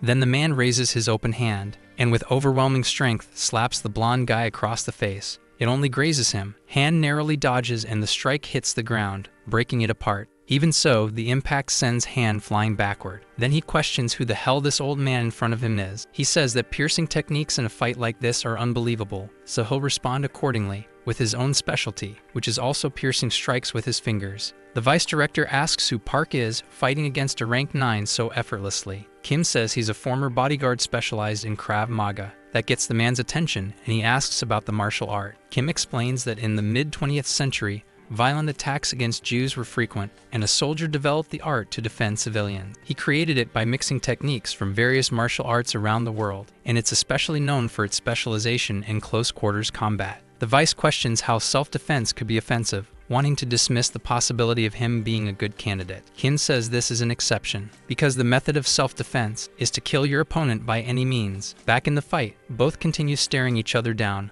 waiting for the other to make a move. Park attacks first, aiming his strike at the blonde guy's eyes, but Han says he's way too slow, so he easily dodges to the right and immediately counterattacks from Park's left side. Park notices, but doesn't have time to react. The strike hits the left side of his skull and ends up breaking his glasses. By reflex, Park attacks, making Han step back and dodge. Park then charges forward, saying he'll catch him this time. Han thinks about how disproportionate the guy's body is, and no matter how much he struggles or chases him, it'll be useless. Park grabs the ground and says it's time. He actually plants himself, using his arms to propel himself forward with force. At insane speed, he lands a hit on Han, who doesn't have time to react and crashes into the wall. But luckily for the blonde, he dodges at the last second, making the blow graze his face. While Park tries to hit him, Han keeps dodging and tries to run, saying it's useless. He runs to the left, preparing to strike the man, then lands 2 hits on Park's abdomen, who even tries to counter but can't. Han says he moves way too slowly, and that now he's going to aim for his vital points to see how well he can defend. Then Han strikes from all directions with a flurry of blows. Park says he can't keep up with the kid's speed. Han finishes the sequence of precisely scattered hits. Kang, Min, and Amanda look surprised and worried about Park. Min says so this is the strength of a rank 9, and that there's probably no way to beat him. Park is still standing, but totally injured, with 2 massive holes in his chest. Han says he's still keeping his fighting stance and admits Park has endurance, and judging by his fists, the man gave up piercing techniques. Unfortunately, Park lets his guard down for a second. Han immediately gets ready to strike, saying that not even grappling him would work. Charging in, he yells for the man to die and goes in for the final blow. The blonde lands it squarely on Park, who's unable to do anything. Right after the hit, Park puts his fist to his own belly. Min says the man was aiming at his own solar plexus, but Amanda says no, he wasn't aiming at himself, he was aiming at his solar plexus. Back in the fight, we're shown that Han's fingers were actually broken after the hit. Realizing this, Han gets both worried and pissed, saying Park is a crazy old man. But the man quickly surprises him by trying to strike with a powerful punch. Han doesn't have time to dodge. The guy lands the blow squarely in the kid's stomach, sending him flying. That hit was so insane it threw Han into the wall, breaking the wall in the process. On impact, the blonde coughs up blood, severely weakened. Park says Han isn't someone who'll go down that easily, and that he needs to land another hit like that. He says the muscles in his right arm are badly damaged, which is very clear. The man gets ready and says he only needs to land one more, a single hit. He charges with everything he's got, saying this will be his last strike. He begs to land just one more in an intense moment, but suddenly his body spasms from the injuries. Kang calls him sir and begs him to hang on a little longer. He feels like he's going to collapse, his eyes begin to close. Park knows he's lost too much blood and his arm no longer responds. The man apologizes to his son, but then realizes the mess he's saying because he's basically admitting defeat. Drawing strength again, he says it's not over. He has to keep going. But when he opens his eyes again, he sees Han right in front of him, about to strike, which terrifies him completely. Even with broken fingers, it wouldn't matter because Han says he's actually right-handed. His stronger hand is his right. He then lands a powerful blow to the man's chest, who can't defend himself. Kang screams in total desperation. Park barely manages to put his hand in front, but even so, he's still pierced through. Han says he admires his courage, but it's useless. Because the blonde's fingers are very long, Park's heart is hit by the strike. He makes one last effort to fight back, but it's no use. Park falls to his knees on the ground, practically lifeless. Kang is completely shocked and doesn't know what to do. Han quickly looks up to the stands. He screams for Kang with a crazed expression on his face, which leaves the young man surprised, questioning the situation. He tells the protagonist to watch closely, because the old man was dying due to Kang's bad luck. Saying that, he pulls the fingers out of Park's chest. Kang is in shock, completely horrified by what he's seeing. He remembers Park saying that the boy never seemed tired and that he just wanted to rest a little, and asking if they could talk more. Park says that if he had shared moments like this with his own son, maybe things would have turned out better between them. Kang asks if, had he and his father been close, it would have been like the bond he had with Park. Park tells Kang not to worry,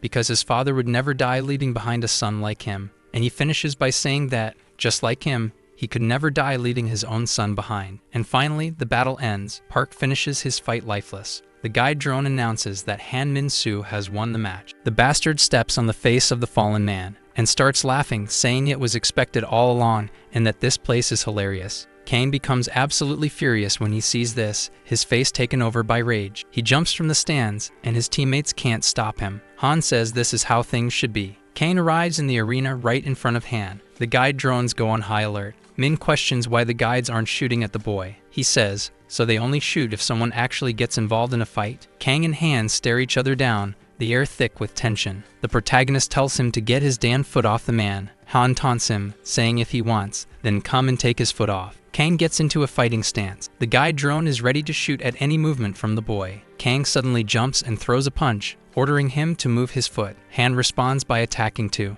Min quickly runs in, saying he has to stop the fight in time, but he's soon shocked by what he sees. Menon grabs and restrains the protagonist so he can't attack. Kang, in pure fury, yells at him to let go. Menon says that if he wants to feel his headbutt, he'd better do it before he dies. Kang pleads for him to just let him go and fight, but quickly, the blonde throws him down and locks his legs. Menon puts him in a chokehold and says he better sleep for now. The boy starts to fade out slowly, with the image of Han standing in front of him. He remembers Park asking that if something were to happen to him, could Kang take care of his son, because he hopes there's someone who can stop his son from straying off the right path. Kang says that's an obvious thing to do, and it leaves Park a bit puzzled. The boy says there's still so much he wants to learn from him, and he'd at least have to become friends with his son. He asks if he could keep learning from Park anyway. Park is surprised by Kang's kind personality. Jokingly, he says the brat is already planning to use him even after he's gone. Back in the arena, Han keeps his foot on the man's face. Kang is unconscious on the floor, with Min and Menon at his side. The bastard says it's a beautiful sight to admire, mocking the protagonist. Amanda questions him, saying he already got Kang's full attention, so it'd be better if he left now. She asks if he's that desperate for more attention and affection or something. Han threatens her, asking if she wants to die too. Pointing at the drone, she says he could die by messing with it or by the guide's hand. With a sadistic glare, she says he could also be beaten to death by her. Quickly, he lifts his foot off the man and tells her to calm down. As he leaves, he says he'll kill all of them later anyway. He then enters the door and walks out. She immediately rushes to Park's body and says that, as expected, he's not dead yet. Right away,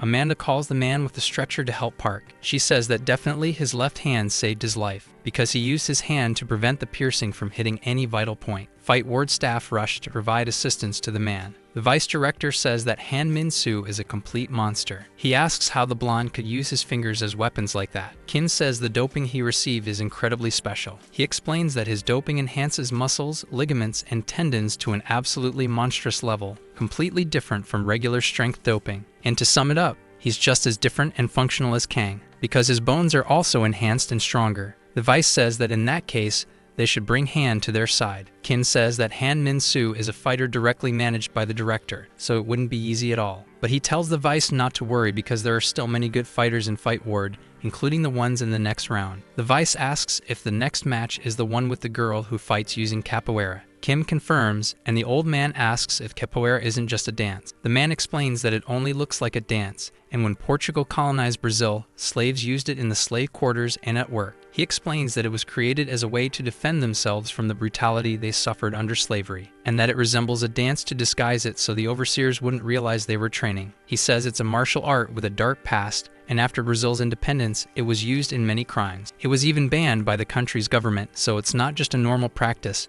it's dangerously offensive. We then see Amanda Groshi again, the 19-year-old capoeirista. The drone announces that all players have entered the arena. Amanda sees her opponent looking back. This is Go Hyuksu, the rank 10 fighter who practices various martial arts. The drone says the match between the two will begin now. Amanda takes on a fighting stance generally called Jenga, while her opponent remains still. She says that, as expected, he's underestimating her since he hasn't even taken a fighting stance. Attacking, she says this gives her the chance to strike first, but the blonde guy puts a crazy smile on his face and gets ready to make his move. Our video ends here. If you enjoyed it, please like and subscribe to the channel. Until next time, bye bye.